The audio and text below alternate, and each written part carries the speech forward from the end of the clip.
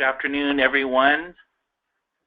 My name is Michael Vendiola. I'm the program supervisor of the Office of Native Education here at the Office of the Superintendent of Public Instruction. And a greeting from my Lushootseed language. It's the Coast Salish language. Golapoti di isha chos araque di ichu, which is to say, welcome friends and relatives, each and every one of you. And I'd like to begin with that greeting because we're going to have the information that I'm presenting today, which will make us all related.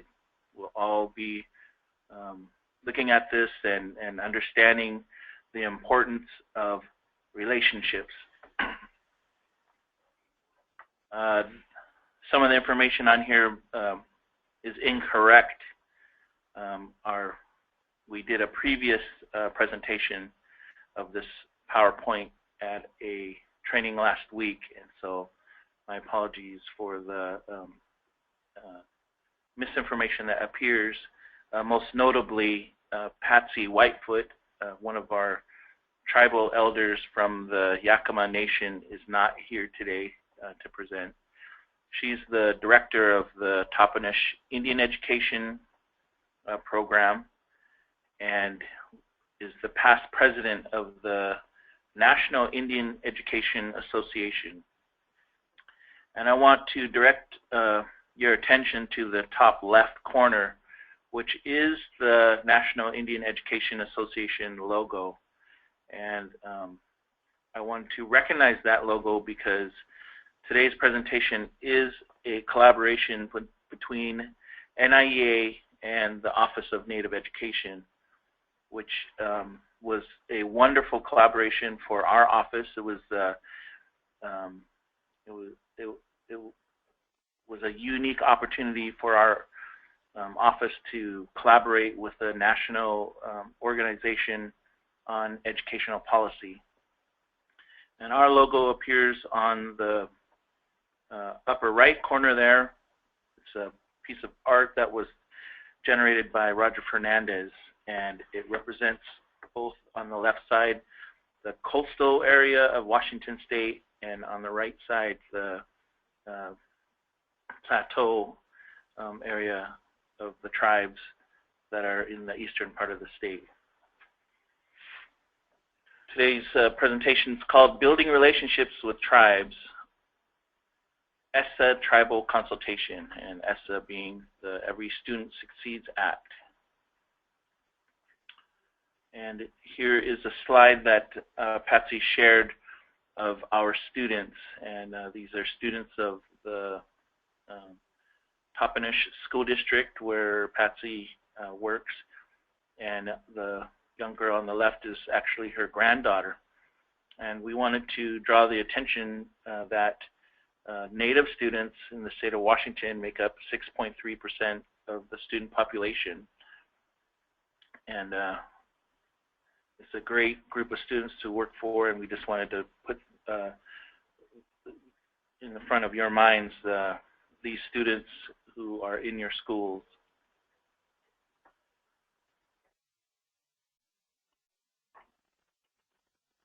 Just to go over today's agenda, I'll be talking about the Office of Native Education.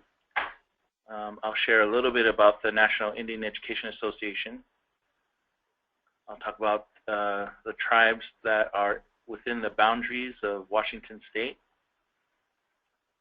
I'll talk about tribal consultation in regards to the federal law of ESSA. And then I'll get into some of the government-to-government tribal consultation, or what I like to say, relationship building, and some of the history and background of that. I'll mention briefly the status of our tribal consultation policy of OSPI, and share some diagrams from the NIEA Tribal Consultation Guide. And then we'll have our question and answer period. So for the Office of Native Education, This office was established in the early 1970s. The first director was Emmett Oliver, a Quinault tribal member, and he took the office into being an advocate for tribal communities in the public education system. And some of you might know that the history of Indian education, the early 1970s really focused on self-determination for tribes, and one of those areas that self-determination addressed was education. So Emmett brought to the position a wealth of and energy focused on allowing tribes to have more control and input to the education systems. So the mission of the Office of Native Education is to promote, create, and sustain an inclusive educational environment by integrating the teaching of Native American history, culture, and government, and by supporting the achievement of Native American students. Some of the things that we do in the Office of Native Education: we have the since time immemorial tribal sovereignty in Washington state curriculum, and the curriculum was first developed in 2005 as a part of legislation that encouraged state public schools to teach about tribal history, culture, and government. And as a result of House Bill 1495, the since time immemorial tribal sovereignty in Washington state curriculum was developed, and that was the beginning of utilization of that curriculum in the state's public schools. Further down the line, in 2015, the legislature amended House Bill 1495 with Senate Bill 5433, which required the use of since time immemorial, required the teaching of tribal history, culture, and government in the state's public schools, and utilization of the since time immemorial curriculum. Other items that we do in the Office of Native Education: state tribal education compact schools are a new innovation for the state of Washington and the tribes of within the boundaries of the state of Washington. It's a compact or an agreement between the state and any tribe that wants to enter in to the compact to create a state-funded, tribally controlled school. The schools meet the state standards and are able to have more flexibility with incorporating tribal culture, history, and things related to the tribal community. We also work with a lot of tribal education, Title VI, JOM programs, consultation, and provide resources or serve as a resource to Indian education across the state of Washington.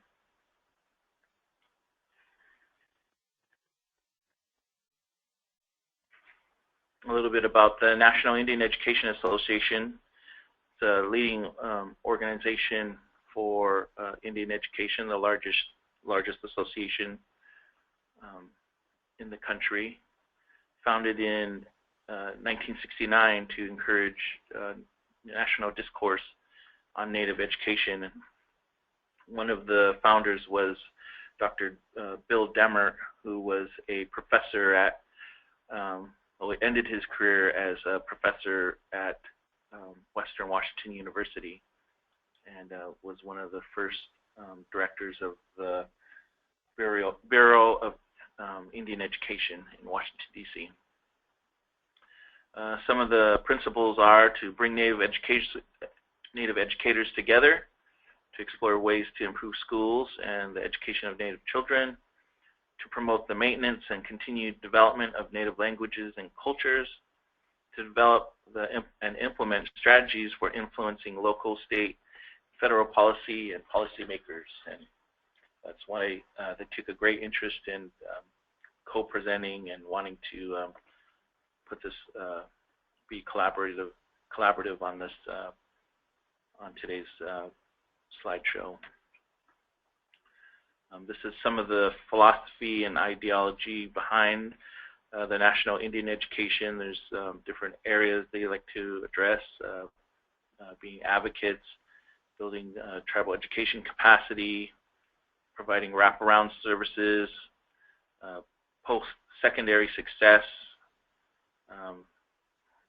getting into college, whether it be a tribal college, technical college, community college, or university. NIEA works in developing assessments and accountability policy for any educational institution, whether it's state or tribal. Their goal and aim is to provide skilled educators and leaders within education, and most definitely a strong advocate for culture-based education. And as you see in the middle there, there's a number of stakeholders in it: tribal education, federal education, state education, and partner organizations. So this includes families and students and the community as the main stakeholders. So for here in Washington State, some of you are aware that there are 29 federally recognized American Indian nations. And what that is to say is that there are, through the federal government, 29 nations recognized. But the reality is that some of those tribes include, some of those nations, I should say, include various tribal groups within the nation. So if you take, for example, the Colville Confederated Tribes, there's 12 different tribes that are located on the Colville Reservation, or the Colville Nation. The same as with Yakima, is also comprised of different tribes.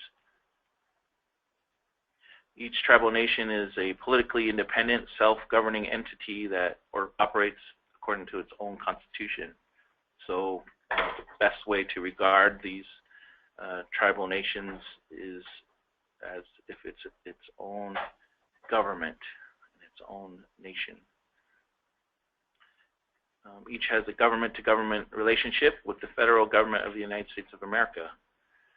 So many of the treaties, like the Treaty of 1855, were agreements that were made with the United States of America.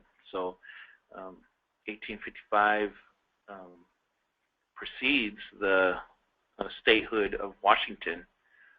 So these agreements have been in existence and utilized, scrutinized since before the state of Washington existed. And this is the eyesight test of the slideshow. We use the smallest font possible to put the 29 sovereign nations within Washington state borders. And a great website is the the Governor's Office on Indian Affairs. Acronym is GOIA. The Governor's Office on Indian Affairs has a website where you can easily find out information about each of these nations, tribal nations, and their background and where they're located.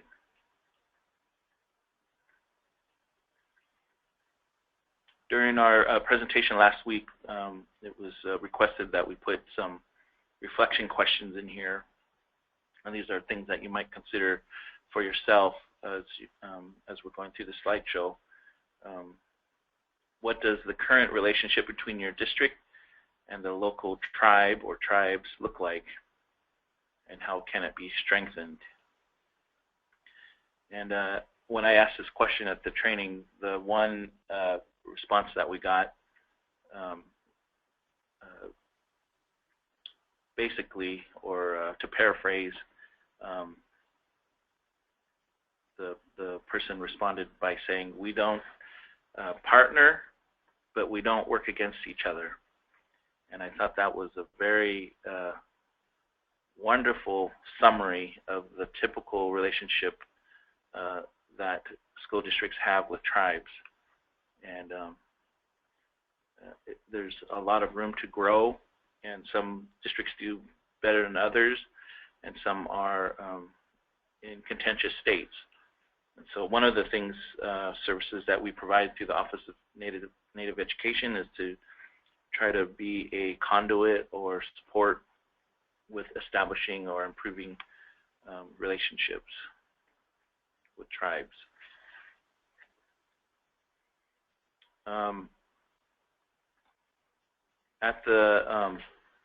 Here at the Office of the Superintendent of Public Instruction, they'll be submitting a consolidated state plan to the federal government.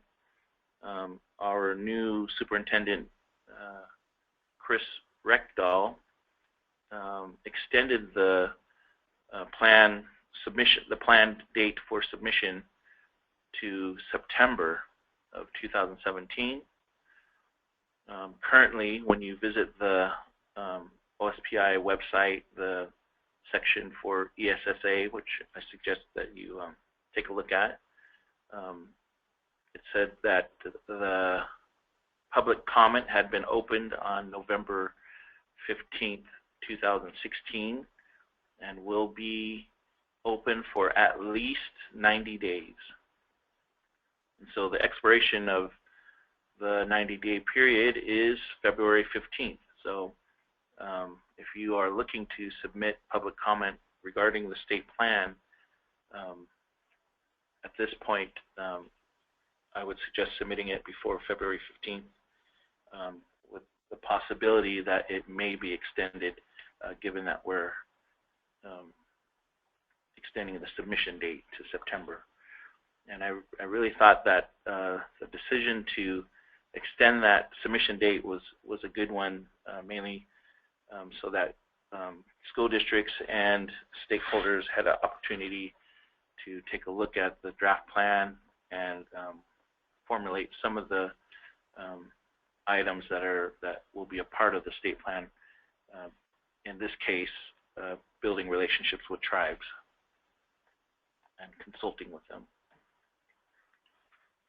Speaking of which, tribal consultation in the Every Student Succeeds Act. There is section 1111, which is regarding state plans and tribal consultation at the state level. Under this section, here's some important information to know about ESSA.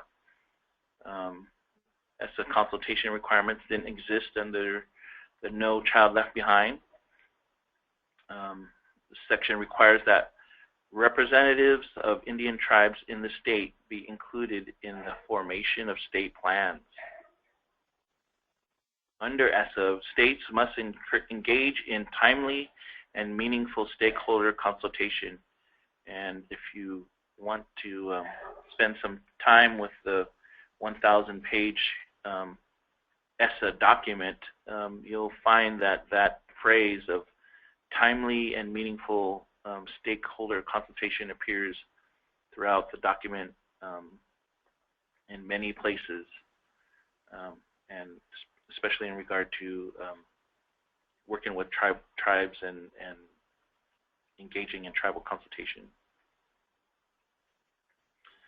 So our state is required to give public notice of initial state plan, which is what I just did on the last slide. Their requirement was for a 30-day period, and I'm guessing that even our 90-day period will be extended, but we will definitely make sure folks are aware that if that becomes a reality. There's specific assurances for high school students and English language, and there's a requirement of engagement when significant amendments are made to the state plan. All right, we're getting into the particulars of consultation with Indian tribes and tribal organizations. This is under Section 8538 of the ESSA law. What are the requirements of school districts? School districts are required to consult with Indian tribes or tribal organizations before submitting a plan for a program covered by ESSA. Particularly when you look at the law and the different titles, this language is in each of the title areas 1 through Title 6 regarding consulting with tribes. So we're really trying to send the message today that it's strongly encouraged that districts work with tribes to at least provide overview or input to plans for a program within Title 1 through 6. Districts that receive more than $40,000 for Title 6 or have over 50% American Indian enrollment must hold tribal consultation. That's a requirement. In the state of Washington, we have 37 districts that meet that criteria of, I should correct that. We have 37 districts that receive more than $40,000 in Title 6 funding. And we have not yet identified any district that holds over 50% American Indian and isn't already receiving Title 6 funding. So our office will be working directly with those 37 districts on developing a consultation plan with tribes. And in that development, it will be important to note some of the historical background that the state has already engaged in with building relationships. Again, the focus is not on what the requirement is, but on how to build relationships to create a better educational model that is inclusive of tribal communities. So in 1989, the centennial year of the state of Washington, Governor Booth Gardner convened a meeting with all of the 29 tribes within the state of Washington to look at the health of the relationships between the state and the tribes.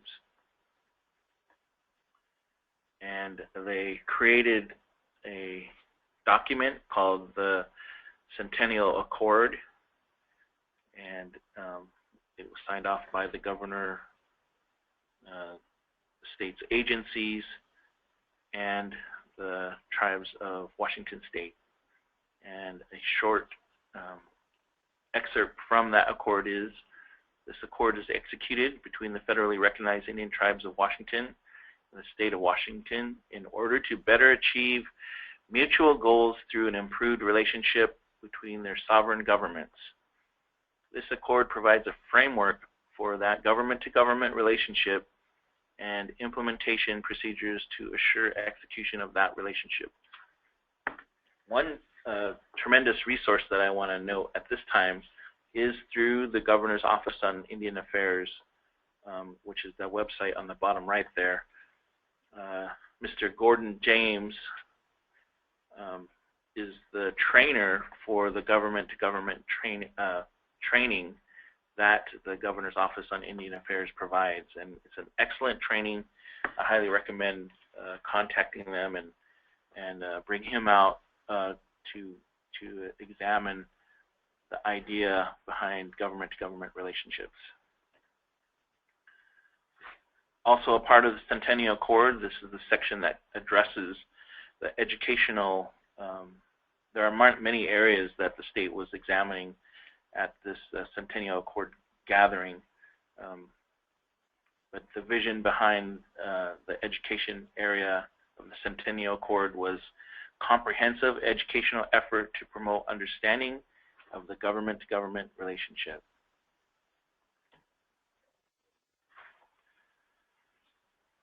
Ten years later, in 1999, they had a subsequent gathering of the same attendees, the governor, the state of Washington agencies, tribal liaisons or representatives, and tribes from the 29 tribes in the state of Washington.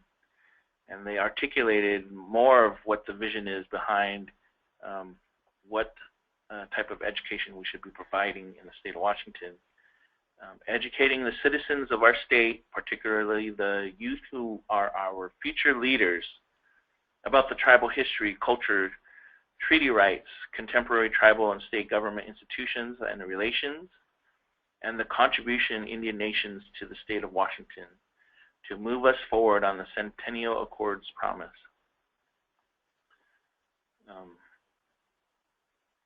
Pretty visionary for back then. You know, I always talk about the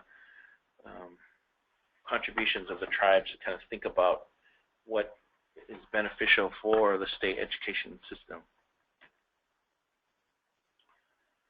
This is more about the consultation process, which is relevant for our discussion today, developing consultation process, protocols and action plans that will move us forward on the Centennial Accord's promise that the parties will continue to strive for complete institutionalization of the government-to-government relationship by seeking an accord among all the tribes and all elements of state government.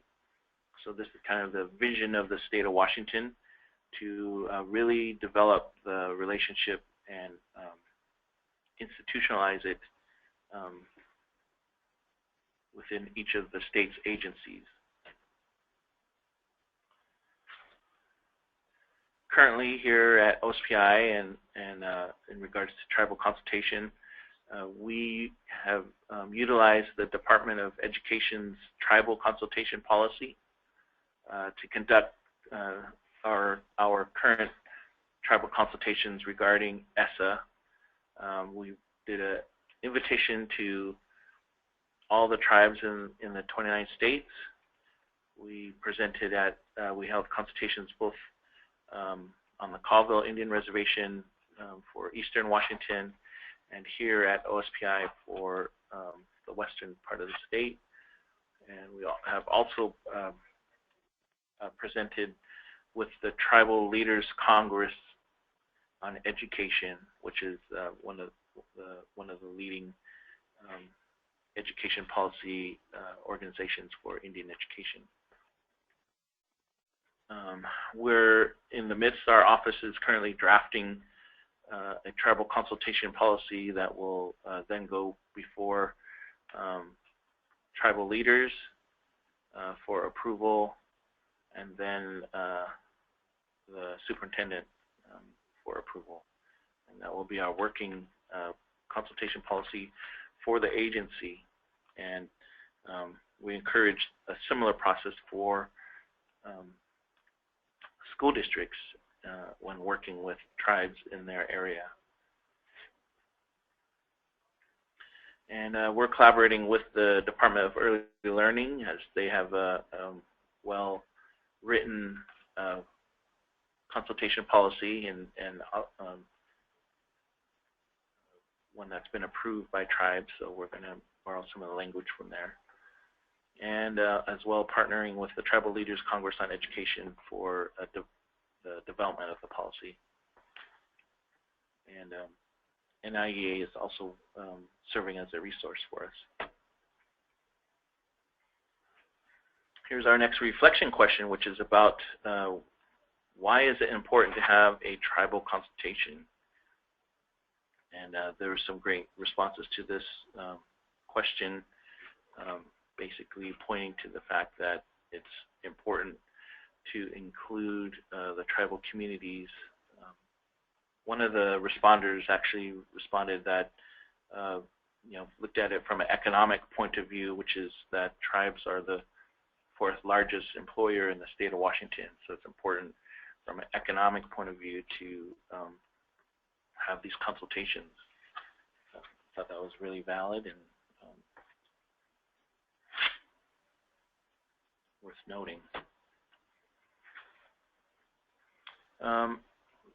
In regards to the National Indian Education Association, there's a number of resources that they provide that I wanted to point out on their website. And I'm sorry that I don't have that on here, but if you Google National Indian Education Association, you'll find all these, or you'll find some of these documents and the ability to order some of these documents. On the top left there it says the Every Student Succeeds Act, Consultation, and they have a series of one-page sheets that address different topics, including consultation or different areas, topics of at school, how to engage in supporting these efforts within ESSA, and it's great for educating, whether it's you're trying to educate a community, family, students. These one-page resources are excellent for that. In the middle there, with the kind of rainbow-ish colors, the diamonds and whatnot, there's a publication that NIEA put out that's focused on highlighting Native nations and American schools, and it's a historical background on Indian education, which I find to be very beneficial when we're out doing trainings, to kind of share the background of Indian education, whether it goes back to the boarding schools or up to self-determination. On the right there, some of the diagrams that you've seen here in the slideshow already come from the Building Relationships with Tribes, a native process for ESSA consultation.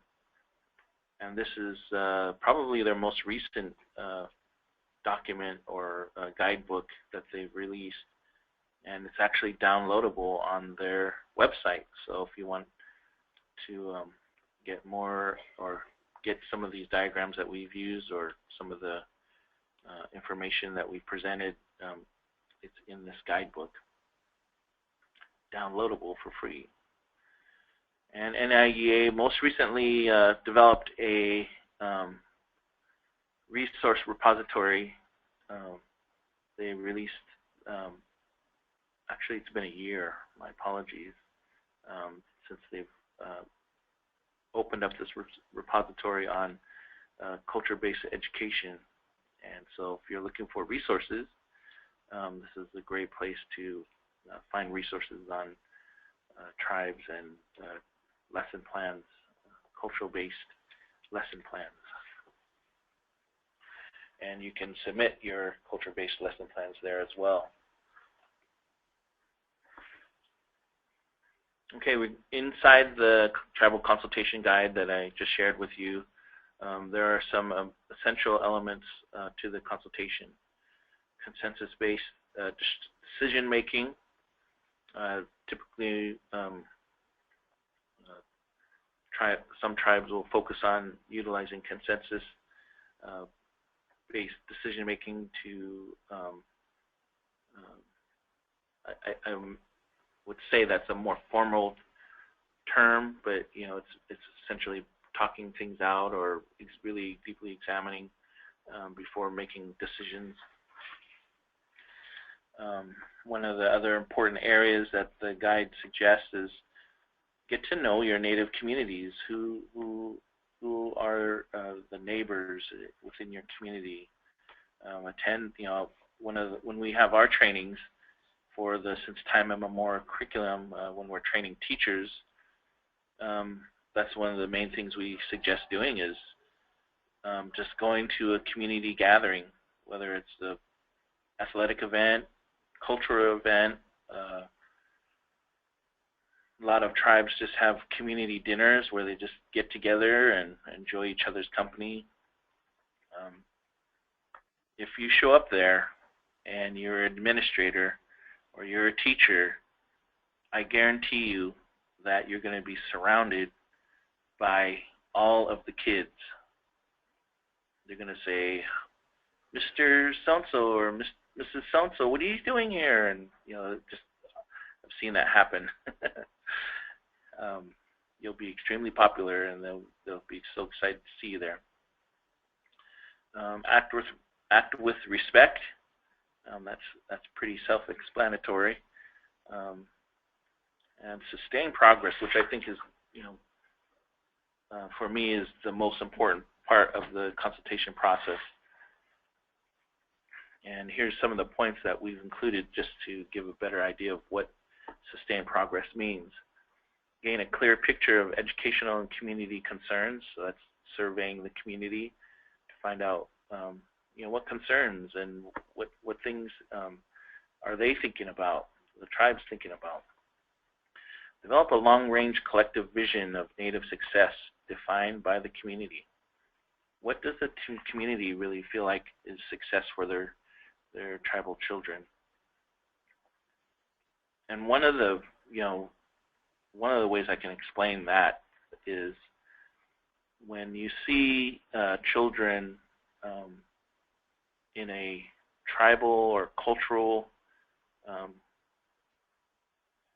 they almost have two personas. When you see them in a tribal or cultural setting versus being in a classroom, and you'll be in a classroom and they might you know, act out,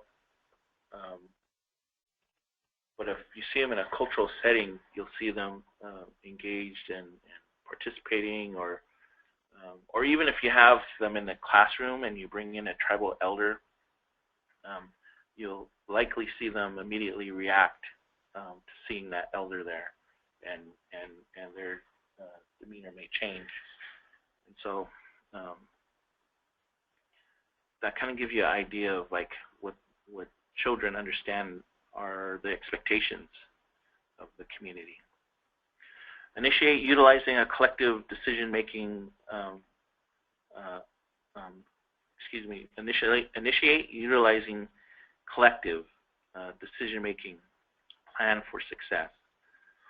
And you know, again, really emphasizing community engagement.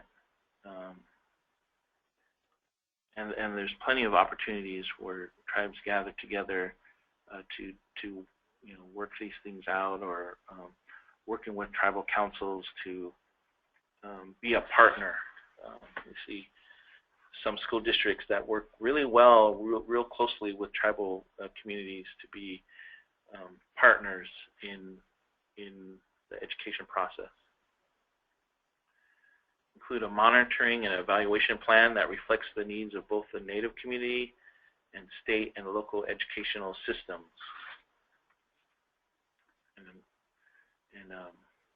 The since time immemorial tribal sovereignty curriculum, in some ways, is a form of that. It's not necessarily monitoring or evaluating, but it is the reflection from the Native community on what's important, what could be taught in the classroom. Work together to build sustainable systems. So we certainly don't want this to just be you know, the response to ESSA, or we got to do this right away so that, you know, we could meet the needs of getting our funding. We want to build something that is sustainable, that is collaborative and in partnership.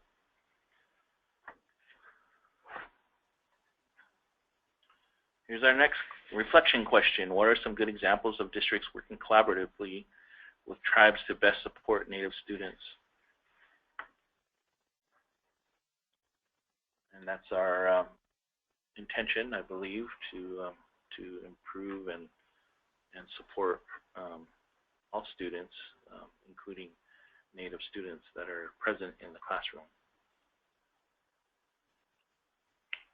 The NIEA folks wanted to let everybody know that February 15th and 16th there's an NIEA Hill Day.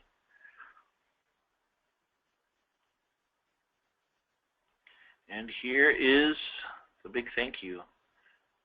Once again, my name is Michael Vendiola, Program Supervisor for the Office of Native Education. There's my email. And Patsy Whitefoot and Dimple Patel is the legislative liaison for NIEA in Washington, D.C. And she was very instrumental in putting this slideshow together. And so we want to give her recognition for her contributions as well. And so I guess we're getting ready to do the question and answer.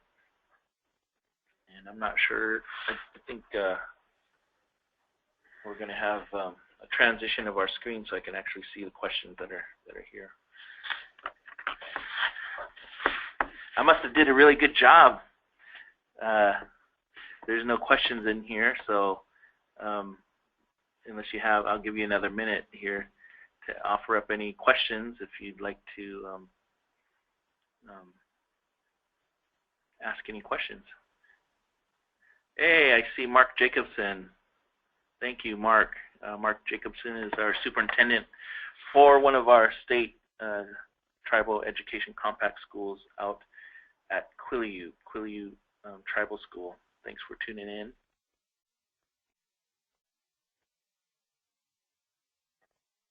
Thank you, Terry Hedger, for acknowledgement, and yeah, anything that we could do for Hood Canal, and we know that the Skokomish are in that area.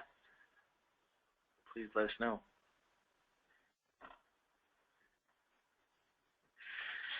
Well, I guess with that, we'll call it to an end. Thank you so much for tuning in, and hope you have a great and successful rest of the academic year. And please feel free to contact us if you have any questions.